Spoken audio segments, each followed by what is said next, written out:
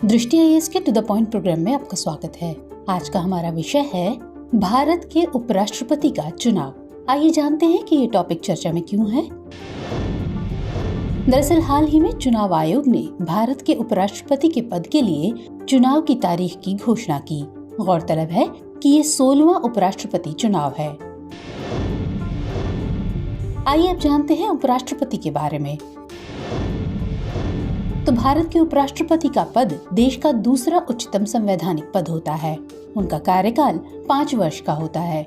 एक उपराष्ट्रपति राष्ट्रपति की मृत्यु, पदत्याग या बर्खास्तगी या अन्य कारणों से हुई पदरिक्ति की स्थिति में नए राष्ट्रपति का यथाशीघ्र निर्वाचन होने तक कार्यवाहक राष्ट्रपति के रूप में कार्य करता है।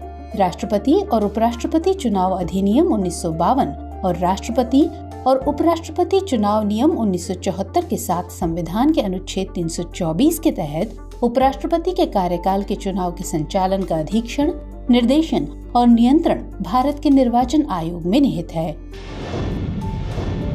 अब नजर डालते हैं इसकी चुनाव प्रक्रिया पर। तो उपराष्ट्रपति के चुनाव का उल्लेख संविधान के अनुच्छेद 66 में किया गया है।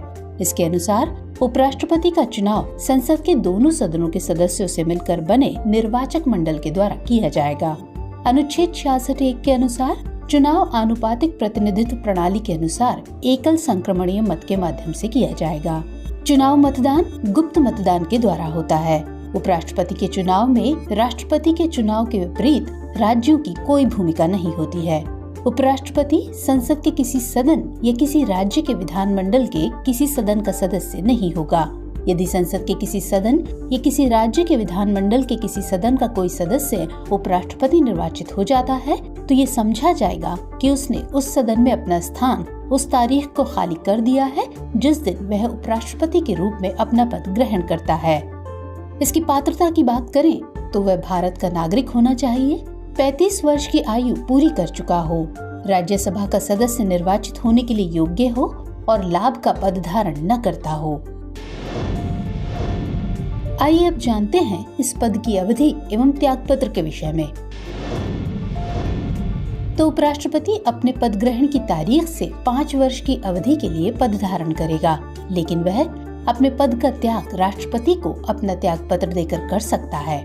गौरतलब है कि त्यागपत्र उस तारीख से प्रभावी हो जाता है जिससे उसे स्वीकार किया जाता है। उपराष्ट्रपति राज्यसभा के एक ऐसे संकल्प द्वारा पद से हटाया जा सकता है जिसे राज्यसभा के तत्कालीन सदस्यों के बहुमत द्वारा पारित किया गया हो और जिससे लोकसभा सहमत हो।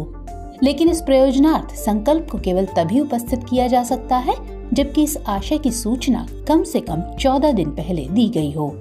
संविधान के अनुच्छेद 68 के अनुसार उपराष्ट्रपति पद की अवधि की समाप्ति के कारण हुई रिक्ति को भरने के लिए चुनाव निवर्तमान उपराष्ट्रपति का कार्यकाल समाप्त होने से पहले पूरा किया जाना आवश्यक है।